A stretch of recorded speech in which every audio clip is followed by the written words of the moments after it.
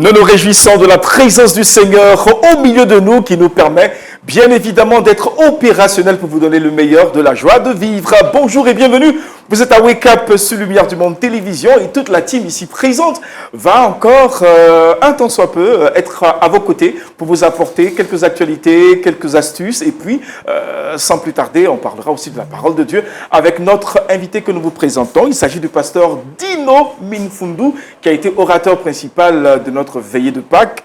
Il est pasteur et évangéliste itinérant. Bonjour pasteur. Bonjour mon frère, que Dieu te bénisse. Amen, amen, amen. Toujours heureux de vous retrouver pasteur. La joie est partagée. Et puis, rappelons que le pasteur est le principal des Assemblées de Dieu du péage de Roussillon. C'est du côté de la France.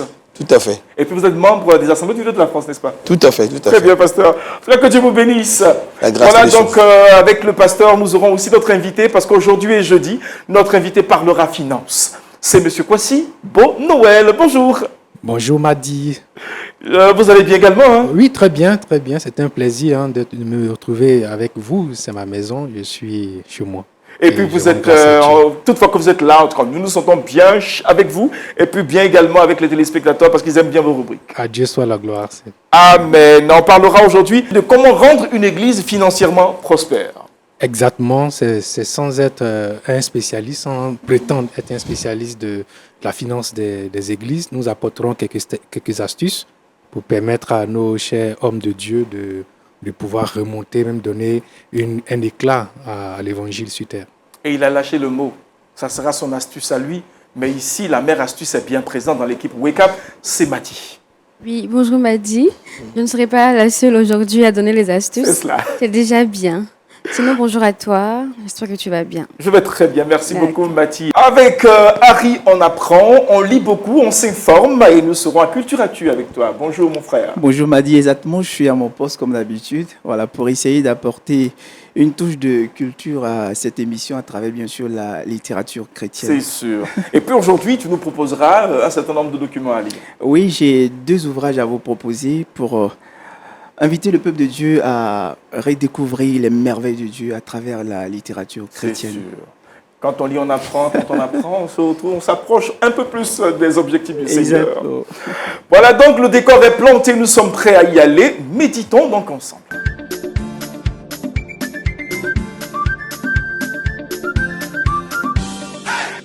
Avec le pasteur Dino Minfundu, nous parlerons du péché. C'est quoi exactement le péché, pasteur? Bonjour à tous, bonjour à toutes. J'aimerais vous inviter à lire ensemble avec moi la parole de Dieu dans 1 Jean, chapitre 3, le verset 4. Ce sera notre première référence biblique. Celui qui commet le péché viole la loi de Dieu, car le péché, c'est la violation de cette loi. Amen. Amen. Et j'aimerais aussi vous proposer de lire l'épître aux Romains au chapitre 5, le verset 1 à 2. Puisque nous avons été déclarés justes en raison de notre foi, nous sommes en paix avec Dieu, grâce à notre Seigneur Jésus-Christ. Par lui, nous avons eu accès au moyen de la foi à ce don gratuit de Dieu qui nous est désormais acquis, et notre fierté ne se fonde pas sur l'espérance d'avoir part à la gloire de Dieu. Amen. Amen. C'est quoi le péché, mes chers amis? J'aimerais vous parler de notre pire ennemi, le péché. Le péché, c'est la transgression de la loi. Le péché, c'est la violation de la loi. Le péché, c'est la désobéissance de la loi de Dieu. Le péché, c'est le rejet de Jésus-Christ. Le péché, c'est le rejet de notre Dieu. Et c'est notre pire ennemi, parce qu'il est destructeur. Le péché est en nous. L'Écriture nous le dit clairement, que par un seul homme, le péché est rentré dans le monde. La lumière, qui est Christ, est venue dans le monde, mais les hommes l'ont rejeté. Alors, le péché est en nous. Il détruit, il rend malade, il nous écrase, il nous rabaisse et malheureusement, les conséquences sont énormes. Le péché est universel. Le péché est héréditaire puisque nous l'avons hérité de nos ancêtres, Adam et Ève. Nous confondons souvent les péchés et le péché. Le péché, c'est cette semence qui est en nous. Tout homme sans Dieu, sans Christ, est privé de la présence de notre Dieu. Et lorsque nous lisons la parole de Dieu, nous réalisons plusieurs choses. Notamment, les hommes sans Dieu manifestent la nature du péché en désobéissant à la parole de Dieu, en cédant aux convoitises, en cédant à la tentation, en refusant de croire à la parole de Dieu, en refusant d'accepter de reconnaître la seigneurie de notre Dieu.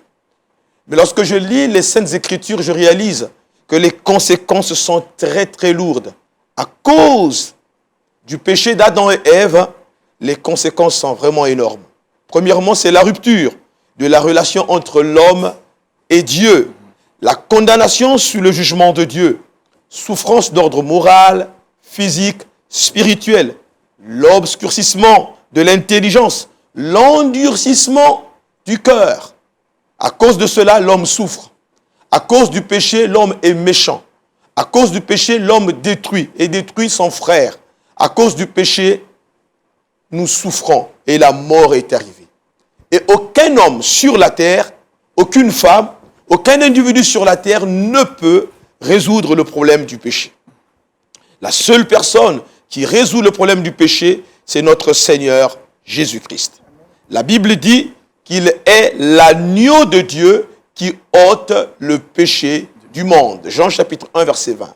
Voilà un témoignage magnifique qui est sorti de la bouche de Jean, qui, lui, par la vertu de l'Esprit Saint, il a compris ces choses, que Jésus-Christ est l'agneau de Dieu qui enlève le péché du monde. La Bible dit, car Dieu a tant aimé le monde qu'il a donné son Fils unique, afin que quiconque croit en lui ne périsse point, mais qu'il ait la vie éternelle. Jésus est le remède du péché. La solution du péché a un nom. Et ce nom, c'est le nom de Jésus-Christ de Nazareth. L'ange dira à Joseph, au chapitre 1 de l'évangile de Matthieu, au verset 21, que Marie sera enceinte, elle donnera un enfant, on l'appellera Emmanuel, Dieu parmi nous, car c'est lui qui sauvera son peuple de ses péchés. Donc la seule, unique personne capable de pouvoir ôter le péché, c'est Christ. Voilà pourquoi, cher ami, toi qui as l'opportunité de pouvoir m'écouter, où que tu sois, en Afrique, en Europe, en Océanie, aux États-Unis, laisse-moi te dire, tu ne pourras pas vaincre le péché sans Jésus.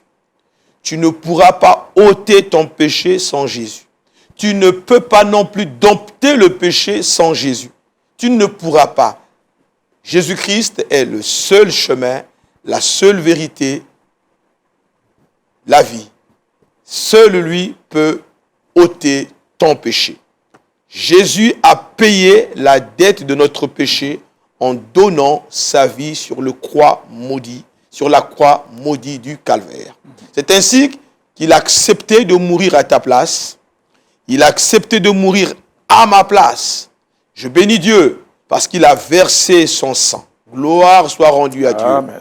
Il a livré son corps. Gloire soit rendue à Dieu. Il est mort à la croix. Gloire soit rendue à Dieu pour nous sauver du péché. Il est ressuscité d'entre les morts. Il est monté au ciel et il est assis à la droite du Père. Le pécheur, comme l'a dit l'apôtre Paul, est justifié par la foi en Jésus. L'unique possibilité que nous avons d'être déclarés justes aux yeux de Dieu, c'est de recevoir le Christ comme étant notre Seigneur et Sauveur personnel. C'est ainsi que l'apôtre Paul l'a dit de manière très claire. Étant donc justifiés par la foi, nous avons la paix avec Dieu par notre Seigneur Jésus-Christ. Il n'y a point de paix avec Dieu sans Jésus-Christ. Il n'y a point de paix avec Dieu sans l'acceptation de Christ comme Seigneur et Sauveur. La question du péché et des actions du péché est réglé par la mort et la résurrection de Christ. La question est posée, mon ami. Quel est le péché qui détruit ta vie? Quelle est la transgression qui détruit ta vie? Quel est le poids du péché dans ta vie, dans ta marche ici-bas? Une seule solution t'est accordée par la parole du Seigneur. Viens à Jésus-Christ, reconnais ton péché et tu vas obtenir le pardon de tes péchés. Ainsi, tu pourras faire la paix avec Dieu. Que Dieu te bénisse, mon ami. Alléluia, gloire à Dieu. Prédication donnée par le pasteur Dino Minfundu, évangéliste itinérant. Et nous allons ouvrir la série des questions ici sur le plateau. Et puis pour vous tous qui nous suivez en ligne, qui voudriez poser une question, faites-le sur notre plateforme Lumière du Monde Télévision sur Facebook. Deux interventions, Harry, et puis nous allons aller avec notre frère Kwasi Noël tout à l'heure. Effectivement, c'est une très belle méditation qui est adressée à tout le corps de Christ, je peux faire dire ça ainsi, parce que notre plus grande joie est d'avoir connu le Seigneur Jésus-Christ. Cependant, les choses ne vont pas s'arrêter là. Nous avons toujours cette lutte constante avec le mal, avec le péché. Donc, c'est cet évangile, cette parole que nous avons reçue, nous devons toujours la garder, veiller à ce que la semence que nous avons reçue ne puisse pas vraiment être corrompue. Et puis également, ce message s'adresse bien entendu à tous ceux qui n'ont pas jusque-là fait la paix avec le Seigneur Jésus-Christ. Je pense que c'est une aubaine qui est accordée à nos frères et sœurs. Et si vous entendez ce message, franchement, n'endurcissez pas votre cœur. Acceptez de marcher avec le Seigneur Jésus-Christ. Donnez-lui votre vie. Et vous verrez qu'il va vraiment installer la paix dans votre vie et puis les choses iront pour le mieux. Que le nom du Seigneur soit béni. Avant que je ne passe la parole à M. Kwasi, ma petite question, elle peut être innocente, mais je crois que vous avez besoin d'attester et d'appuyer encore une fois de plus. Est-ce que Dieu délivre de toutes sortes de péchés? Toutes sortes de péchés. Parce que je me souviens que j'ai eu une conversation avec quelqu'un qui est élevé dans l'administration publique, qui a dû passer par des sciences occultes, assez de sciences occultes pour être là où il est. Il se dit, mais est-ce que Dieu peut me pardonner ça? Bon, on ne sait pas s'il a eu même à commettre des meurtres là-dedans, ça on ne sait pas, ça c'est une parenthèse. Mais est-ce que Dieu peut sauver de tout péché? Je pense qu'ils ont besoin de le savoir. Bien sûr que Jésus-Christ est mort à la croix pour nos péchés passés, présents et futurs. C'était bien de le préciser. Donc il est important de saisir. Il n'est pas simplement mort à la croix pour une poignée de gens. C'est le sauveur du monde. Donc tous ceux qui combattent ou tous ceux qui ont du mal à se débarrasser du péché, le conseil est très simple. Tu n'y arriveras pas sans Jésus. Il est celui qui délivre de tous nos péchés. La Bible est claire. Venez à Jésus, reconnaissez votre tort et saisissez la main du Seigneur, placez votre confiance en lui. La Bible dit, vous connaîtrez la vérité et la vérité vous rendra totalement libre. Notre Dieu est le Dieu qui rend libre. Donc je crois à la pleine liberté en Jésus-Christ. Amen. Oui, je dis merci au pasteur parce que le message il est assez clair. Le Seigneur a dit à Caïn qui haïssait son frère, il dit le péché est tapis devant ta porte. Donc c'est un message qui est encore contemporain pour nous. Le péché, nous devons quotidiennement revenir vers Jésus-Christ et pour nous permettre de chaque jour nous laver, nous dépouiller de nos iniquités. Et ça, c'est un message que nous recevons. Et moi, j'ai été édifié encore ce matin. Merci beaucoup. Amen, amen, amen. Et je crois que nous sommes tous édifiés sur ce plateau. Il est donc temps pour nous de laisser encore le Seigneur prendre le pas en nous par la prière. Seigneur notre Dieu, notre Père, nous sommes heureux de pouvoir t'appartenir, nous qui avons placé notre confiance en toi, parce que nous pouvons venir dans ta présence, Seigneur, reconnaître notre péché et recevoir ton pardon. Mais Seigneur, nous aimerions aussi prier. Pour ma part, je prie pour ceux qui auront l'opportunité de pouvoir écouter ce message. Seigneur, mon Dieu, étends ta main dans les cœurs de ceux qui ne te connaissent pas, afin que la révélation de Jésus qui est venu sur la terre, apporter le plein salut aux hommes, soit accordée à ceux qui auront, mon Dieu, la possibilité de pouvoir écouter ce message. Parce que tu es le Dieu qui sauve, tu es le Dieu qui pardonne, tu es le Dieu qui libère, tu es le Dieu qui affranchit. Alors Seigneur, merci pour l'action de ton esprit dans les cœurs. Que tous ceux qui ont à cœur de pouvoir se rapprocher de toi, maintenant puissent être au bénéfice de ton pardon. Et cela, nous le voulons et nous te le demandons dans le nom de Jésus-Christ. Amen. Amen. Vous avez besoin qu'on parle avec vous, qu'on vous aide également dans votre position, votre nouvelle position d'accepter le Seigneur. Laissez juste un commentaire sur notre plateforme Lumière du Monde Télévision et nous allons acheminer votre préoccupation au pasteur Dino qui est encore avec nous pendant quelques jours. Sur ce, il est temps pour nous maintenant d'aller à Culture Actu avec Harry, n'est-ce pas? On apprend et on lit. Effectivement. Culture Actu.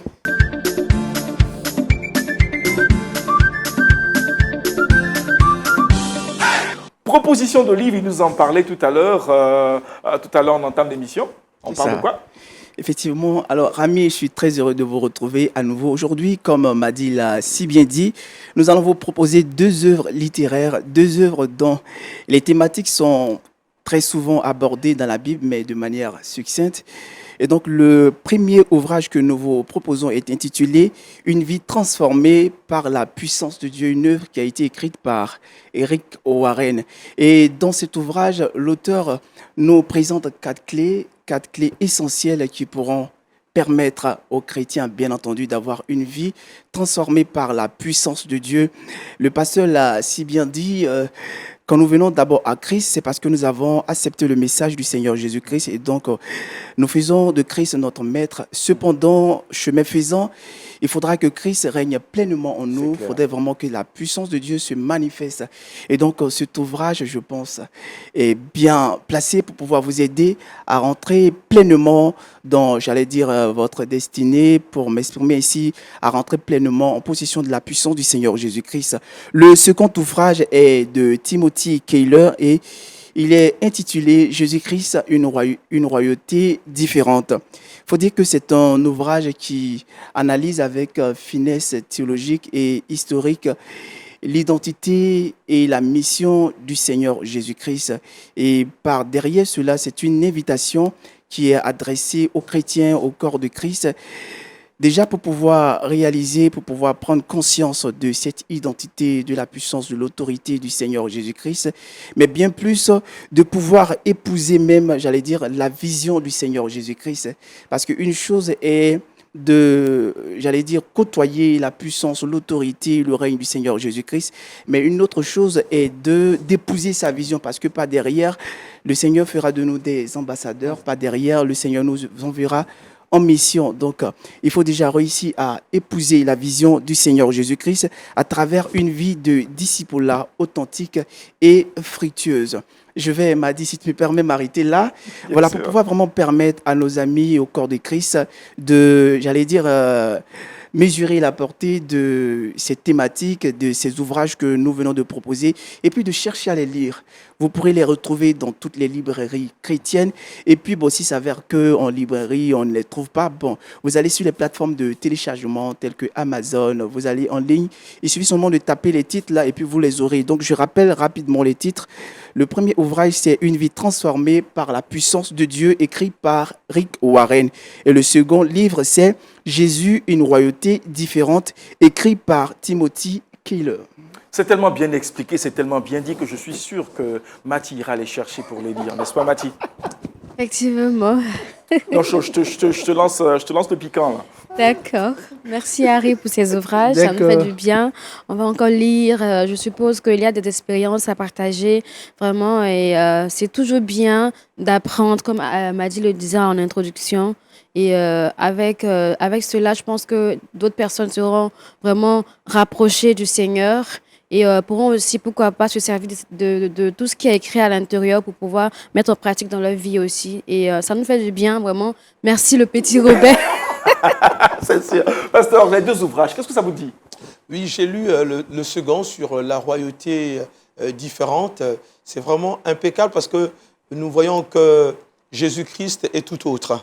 Voilà, c'est un roi différent, un roi serviteur, un roi humble, un roi qui accepte de mourir à la place des autres, un roi qui donne, un roi qui ne commande pas, mais un roi qui a un leadership différent du leadership de ce monde. Il se met au service des autres. Mais c'est vrai qu'en lisant ce livre, on découvre l'humilité de Jésus, la beauté de Jésus, la bonté de Jésus, l'amour de Jésus.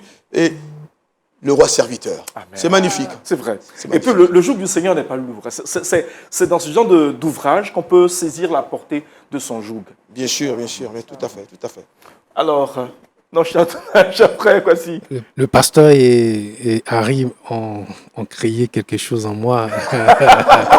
En sortant d'ici, je vais chercher ce livre. C'est sûr. Effectivement, c'est très intéressant de pouvoir découvrir, en dehors de la Bible, décortiquer certains aspects de la personnalité de notre Seigneur Jésus-Christ. Amen. On n'a pas tout le temps, les pasteurs dans les prédications n'ont pas tout le temps de nous dévoiler ces aspects-là.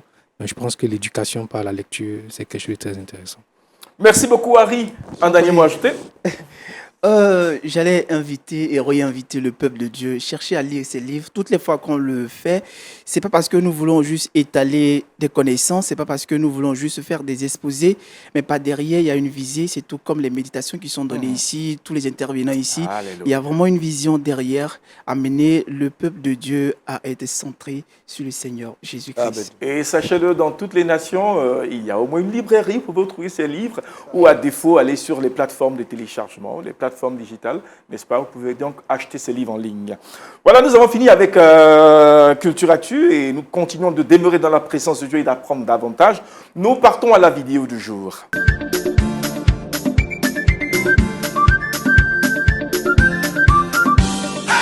Vidéo du jour où nous faisons découvrir des actualités ou des anecdotes autour de ces différentes vidéos. Cette fois, qu'est-ce que nous allons découvrir? Ce qu'on en fait avec les plumes de poulet. Quand ça peut devenir des vêtements, ça fait penser à beaucoup de choses, mais regardez simplement pour qu'on puisse en débriefer tout à l'heure. Et ça se passe en Afrique. D'un geste simple, Virginie ramasse les plumes et papiers au sol.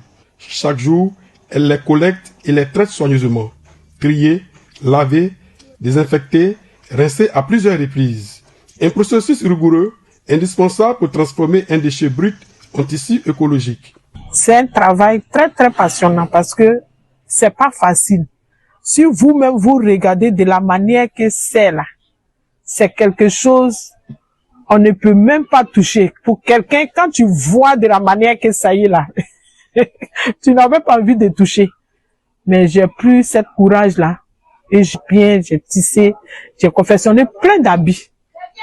Dans son atelier, la magie s'opère. Virginie façonne des créations, culottes, ensembles, accessoires. Des pièces originales qui attirent des clients comme Donald, qui viennent acheter et encourager l'initiative. J'ai eu plein de pluie sur les mannequins, donc ça m'a plu tellement. Donc je suis venu voir la dame, pareil, c'est mon des dots. Donc je suis venu voir la maman maman poulet pour commander ma tenue. C'est très très très bon.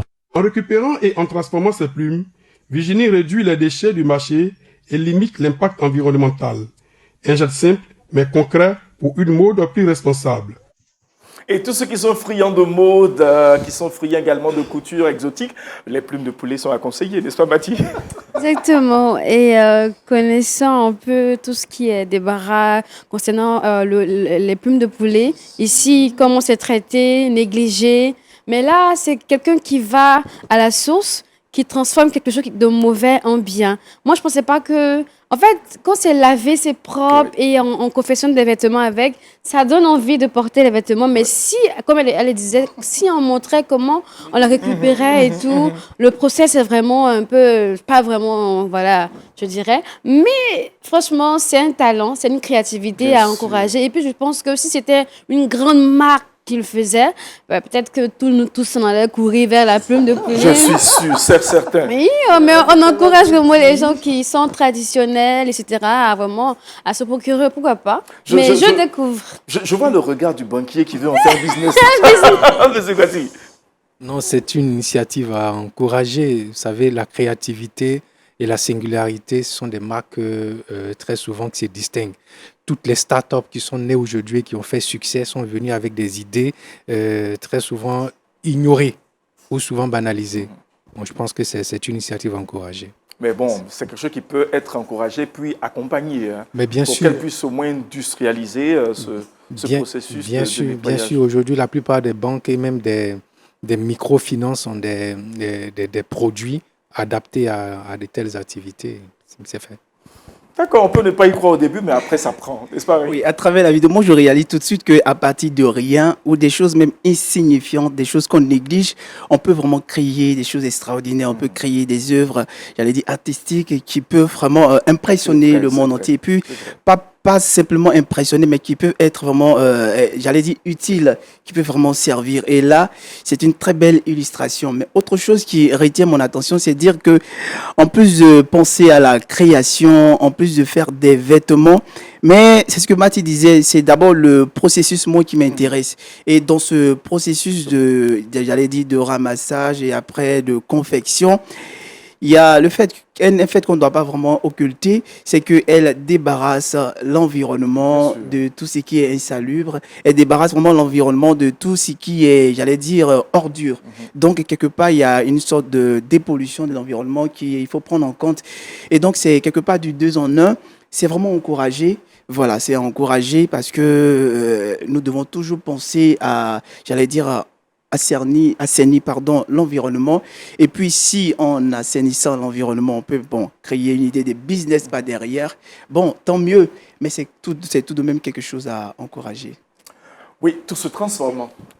Pasteur, votre regard sur cette... Moi, je ne peux que saluer, premièrement, la valeur du travail. Oui. Notre Dieu est un travailleur. Voilà, au commencement, Dieu créa. Je ne peux que saluer aussi la créativité. Oui. Je peux saluer aussi l'innovation. Oui. Et puis aussi, nous voyons que c'est une femme qui ne croise pas les bras. Donc, elle a cru que le travail, la créativité, l'innovation, ce sont des choses que Dieu nous a accordées, que Dieu nous a données. Certains ont fait le choix de ne rien faire et ils aiment l'assistanat. D'autres font le choix de travailler. Et je pense qu'il faut encourager de telles initiatives. C'est vrai. Et puis, c'est de telles initiatives qui permettent quand même à l'Église, si nous avons de tels individus, c'est un et un qui font plusieurs. Donc, dans l'Église, on pourrait avoir donc des compétences pour rendre cette Église autonome. Voilà, c'est juste le sujet qui va être l'objet de notre exposé pour ce qui concerne l'invité du Wake Up.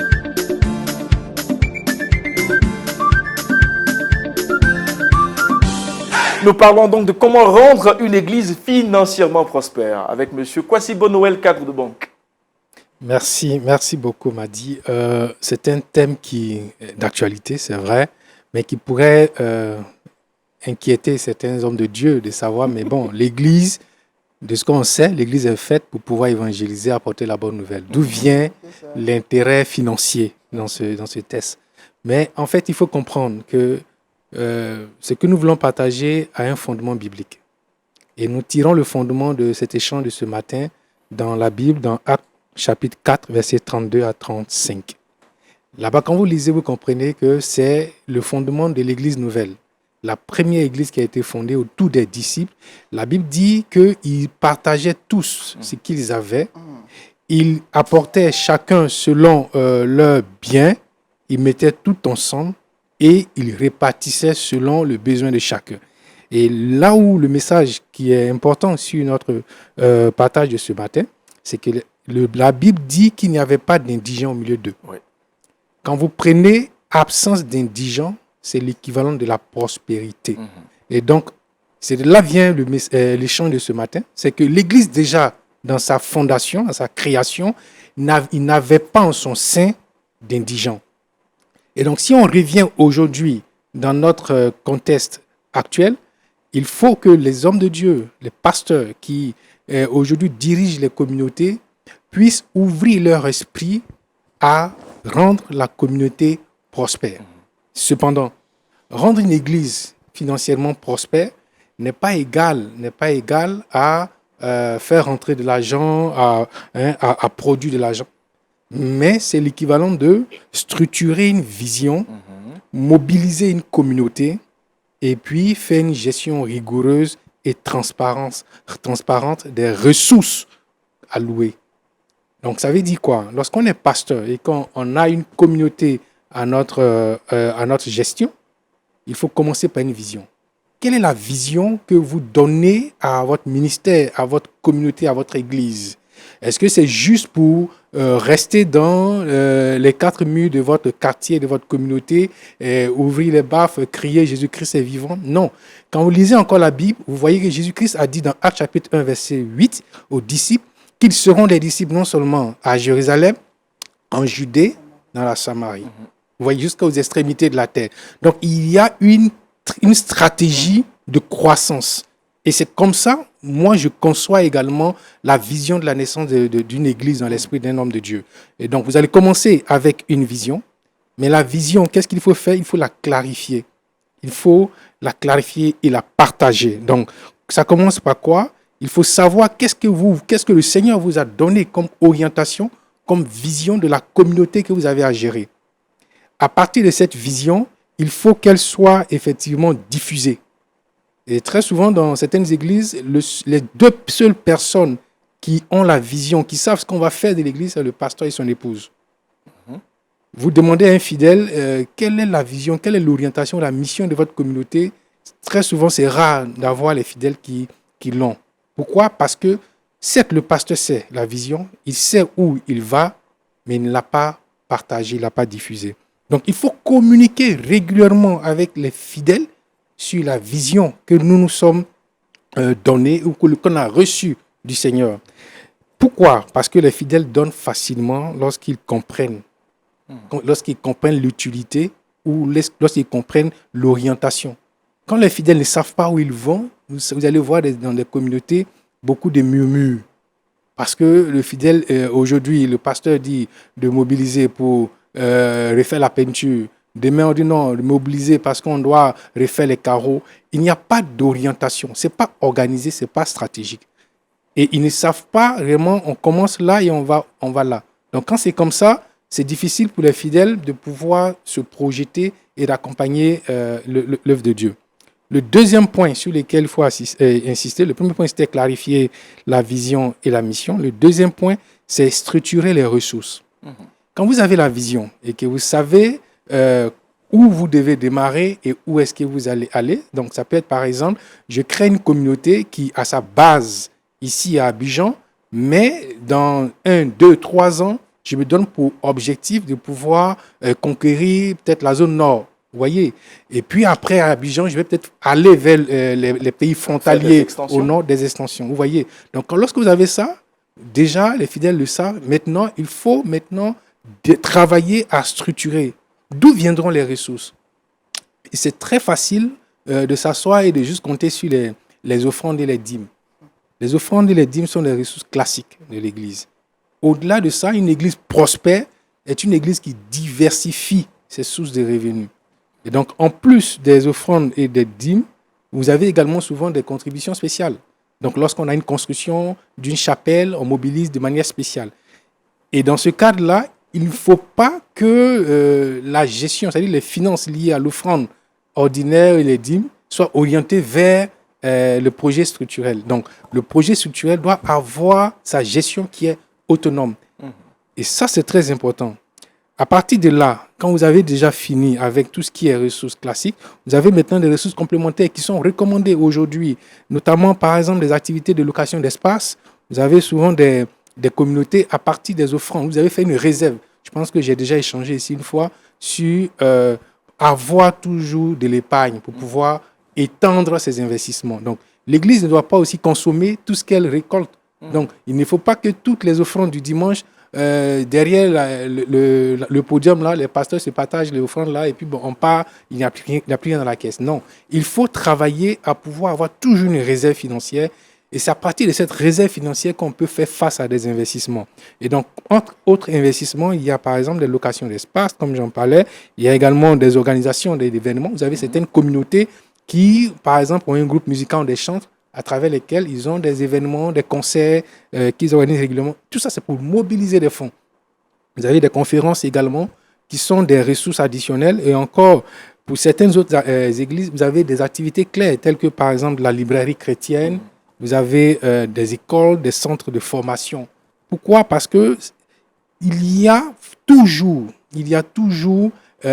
plus de marge pour l'Église à diversifier, pour éviter de trop stresser les fidèles.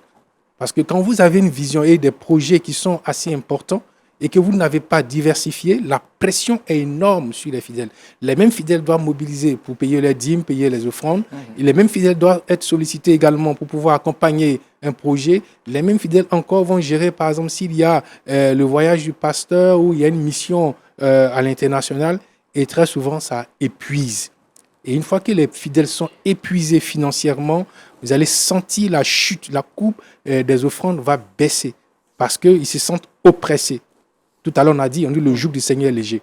Et donc, dans la maison de Dieu, mobiliser les fidèles, ça doit être quelque chose de non contraignant. Il faut que le fidèle ait du plaisir à donner. Après cela, la troisième étape, c'est de mettre en place une gestion financière rigoureuse. Et ça, c'est très important pour l'Église. Il ne faut pas juste dire, comme c'est l'argent de Dieu, c'est l'argent de la communauté, et on en fait ce qu'il faut, ce qu'on veut. Non. Il faut avoir une organisation rigoureuse, c'est-à-dire une tenue de comptabilité claire. Il faut avoir également des budgets annuels. Une église doit avoir chaque année un budget. Une ligne budgétaire avec tout ce qui est suivi mensuel des dépenses et prioriser également les investissements utiles. Donc, il ne faut pas se lancer dans un investissement chaque année comme à tout va. On commence un investissement, cette année on ne le termine pas. L'année prochaine on entame une autre. Et ça fait que la gestion devient difficile. Donc, c'est vraiment une logique, inscrire dans cette logique-là de la gestion d'une entreprise. Une entreprise, quand on la gère, il faut avoir une rigueur et faire un point régulier. Le dernier point que je vais aborder aujourd'hui, l'autre point, on va aborder la suite la prochaine fois. Voilà, c'est ça. Donc, le dernier point, c'est de renforcer la transparence et la confiance. Et donc, il faut que régulièrement, à une assemblée au niveau de la communauté, les gestionnaires des ressources, que ce soit financières ou patrimoniales, viennent rendre compte aux fidèles. Quand un fidèle investit, que ce soit par les dons, les dîmes, et qu'il n'a pas de retour, ça démotive. Donc, il faut régulièrement, à travers même les projets, quand vous avez mis en place un projet particulier, il faut organiser des sessions où les gestionnaires de ces projets-là viennent rendre compte. Et il faut éviter également que tous ces projets-là soient gérés par une personne unique, notamment le pasteur. Ça, c'est un sujet de gouvernance. De la même manière qu'en entreprise, on parle des sujets de gouvernance, en l'Église, il doit y avoir également ces sujets. Il faut qu'il y ait des diacres, des laïcs qui soient cooptés pour porter certains projets et qui reviennent devant les fidèles pour rendre compte. Et cela permet aux fidèles de voir les différents points d'étape et mobiliser encore pour avancer dans ces différents projets. Je pense que je peux marquer une pause ici. Il y a encore d'autres points qu'on va développer lorsque nous nous retrouverons la prochaine fois. Oui, c'est le lieu encore où je veux rappeler à toute fin utile que vous pouvez donc poser vos questions après l'exposé de notre frère Kwasibo Noël, cadre de banque, sur notre plateforme. Nous les acheminerons à qui de droit. Un seul commentaire sur le plateau, ça sera celui du pasteur. Contribution au commentaire, pasteur. Je pense que ce qui a été dit est tellement juste, parce que je pense que notre Dieu, lorsque nous lisons la parole du Seigneur, nous voyons comment les apôtres ont travaillé, nous voyons comment la première église, elle s'est organisée. Il y avait une forte action du Saint-Esprit, mais il y avait aussi une certaine organisation. Il y avait des diacres, il y avait des anciens, il y avait des ministres, des ministres de Dieu, il y avait des pasteurs, des apôtres, des prophètes, des docteurs, des évangélistes. On voit une forme d'organisation qui s'est mise en place. Et je pense aussi qu'au jour d'aujourd'hui, nous sommes amenés à être organisés. C'est-à-dire que parfois, malheureusement, certains peuvent parfois être dans une forme de déséquilibre. C'est-à-dire qu'on se dit tellement spirituel et que tout ce qui est organisationnel, finalement, nous mettons cela de côté. Mais moi, je pense que c'est totalement faux. Nous sommes amenés à bâtir des projets, nous sommes amenés à avoir une vision claire selon ce que le Seigneur a placé dans notre cœur et à pouvoir partager ce que nous avons reçu de la part de Dieu, parce que nous ne sommes pas seuls, nous sommes une famille. C'est comme dans une maison, on partage avec son épouse, on partage avec ses enfants. Et je pense que dans une maison, si la maison, elle vit dans cet échange, effectivement, les choses sont bien conçues, les uns et les autres comprennent. Et après, il y a du succès. Il en est de même dans la maison du Père. Il faut que ceux et celles qui travaillent, et les chrétiens et les chrétiennes, comprennent Qu'est-ce qu'on fait? Qu'est-ce que Dieu veut? Où est-ce que Dieu veut nous amener? Je pense que c'est utile. Ouais. C'est sûr que sur ce plateau, nous avons des questions, mais nous allons laisser ces questions en suspens pour le prochain jeudi. Là, on va lâcher Harry, on va lâcher Mathie pour poser toutes sortes de questions. Sur ce, permettons alors à Mathie de garder le micro et de nous enseigner un petit truc qu'elle a concocté pour nous au Trickbox.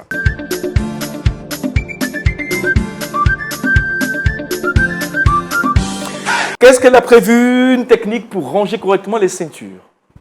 On n'y pense pas souvent, mais Mathie y pense pour nous. D'accord. Oui, effectivement, mais ce matin, je revisite l'astuce. En fait, je remontre, s'il faut le dire, l'astuce, parce que c'est un commentaire qui a été laissé sous notre page Facebook de Luc Rémy de la France qui souhaiterait revoir comment j'ai donné l'astuce pour bien ranger sa ceinture. Et je pense que ça pourrait aider encore les nouveaux téléspectateurs et comme aussi les anciens. Sinon aussi, j'invite les gens, tout le monde sur le plateau aussi à revoir la technique simple pour pouvoir ranger bien sa ceinture dans le placard ou etc. ailleurs. Bon, regardons ensemble la vidéo. Si tu as une ceinture, il faut absolument que tu connaisses ça. Tu prends le bout de ta ceinture, tu le passes à l'intérieur de la boucle, tu tires, là tu maintiens et tu vas venir l'enrouler comme ça. Là tu resserres et maintenant tu peux ranger tes ceintures, elles vont pas bouger, c'est beaucoup plus sympa. C'est une astuce assez simple, mais c'est vraiment encourageant de voir que son homme, ses enfants, etc., tout ce qui est masculin arrive à ranger bien correctement ses ceintures. Parce que dans la maison, ça traîne un petit peu partout, dans le placard, dans le panier à linge, partout. On ne sait pas comment faire, mais il existe une technique qui permet de ranger la ceinture. Et c'est celle-là qu'on vient de voir. Rouler tout simplement la ceinture. Et ça évite aussi de disparaître. Parce que souvent, on ne sait pas où on a déposé sa ceinture. Mais avec cette astuce, je pense que dans les armoires, dans les placards, partout, ça se range. On vient, on soulève, hop, c'est fini. Et je pense qu'on a pu aider Luc Rémy. Et c'est toujours encourageant aussi que les téléspectateurs puissent laisser des informations, des préoccupations. Comme ça nous donne aussi le courage de continuer. Et merci à toi. Et puis à la prochaine personne qui viendra laisser son commentaire. Nous, on va toujours répondre. J'ai juste envie de demander à Harry, quand il n'avait pas eu cette vidéo, comment il rangeait sa ceinture? Moi, je sais. Non, mais là, j'avais pas vraiment d'astuce. C'est juste que, bon, là, les vêtements sont rangés. Trop souvent, je jette la ceinture là, comme ça sur les vêtements. Je pensais à ça. Allez, Harry va garder le micro pour terminer cette matinale avec Le Saviez-vous? Et puis, nous parlerons aujourd'hui de la femme la plus riche du monde. Est-ce que vous la connaissez? On parle de Saviez-vous?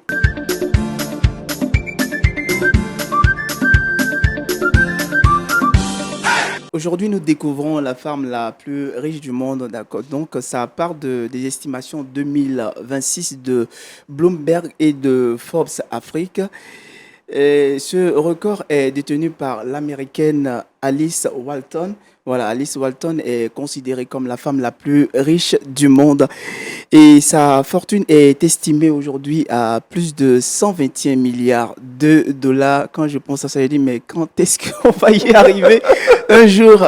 Alors, il faut dire que Alice Walton est fille héritière de Sam Walton, qui est le géant de la distribution Walmart, et elle dévance aujourd'hui largement la française Françoise Bettencourt-Meyers, qui était la toute première femme à obtenir les centaines de milliards de dollars. Il faut dire que Alice Walton doit son immense fortune à ses parts dans l'entreprise familiale. Je l'avais dit, elle est héritière, mais en plus de cela, elle fait valoir sa fortune, elle fait de la valorisation boursière. Donc, elle fait des investissements en bourse, ce qui permet encore d'accroître son patrimoine. Et en plus de ce rang, elle occupe régulièrement la 13e place du classement mondial des milliardaires, toutes catégories confondues. Donc, elle nous donne du travail, mais je pense qu'on va s'y mettre. C'est vrai que pas derrière, c'est pas vraiment la fortune, l'argent qui nous intéresse, mais ça montre également que c'est des choses qui sont associées à notre vie sur Terre, et donc pas que nous allons vraiment nous mettre dans cette quête, mais ça participe quelque part à notre épanouissement sur Terre. Notre bonheur, c'est Christ. C'est ça. Et l'argent répond à tout. N'est-ce pas, monsieur Kwasi? Oui, bien sûr. Un calcul simple dans ma tête, pendant qu'il donnait le chiffre, je disais, mais la dîme de ça représente combien? Ouais. Donc, c'est pour dire que c'est important que nos communautés puissent avoir également des personnes qui ont travaillé et qui ont des investissements, des réalisations. Et tout cela permet de soutenir l'œuvre de Dieu. L'évangile est gratuit, mais la propagation de la parole de Dieu coûte de l'argent. Merci, monsieur Kwasi. Et puis, on termine avec notre pasteur, le mot de conclusion. L'or et l'argent appartiennent à Dieu. Amen. Et n'opposons pas notre vie spirituelle avec le travail. C'est clair. Voilà, nous pouvons être des hommes spirituels, mais aussi des hommes qui valorisent la valeur travail. Et je pense que les deux doivent marcher ensemble. Bien sûr, il n'y a qu'un seul Dieu, c'est Jésus-Christ. Amen. Et puis surtout, évitez d'en prendre suffisamment de peur que ça nous fasse entrer le péché chez vous, pasteur. N'est-ce pas? L'argent peut faire entrer le péché. Il faut faire très, très, très attention. Et nous disons déjà merci à Harry pour sa recherche. Que Dieu te bénisse. Amen. Et que Dieu bénisse Mathie également pour son trickbox. Toute la team se joint à moi, en tout cas pour terminer avec vous, grâce au verset boussole. Exactement, nous retenons 1 Jean 3, le verset 4 qui nous dit « Celui qui commet le péché viole la loi de Dieu, car le péché, c'est la violation de cette loi. » C'est ici que nous mettons un terme à cette matinale, sans oublier de vous donner rendez-vous pour le jeudi prochain avec le même amour, la même fidélité. Je dis aussi merci à la structure Nugo pour l'accompagnement vestimentaire. Que Dieu nous bénisse et shalom chez vous.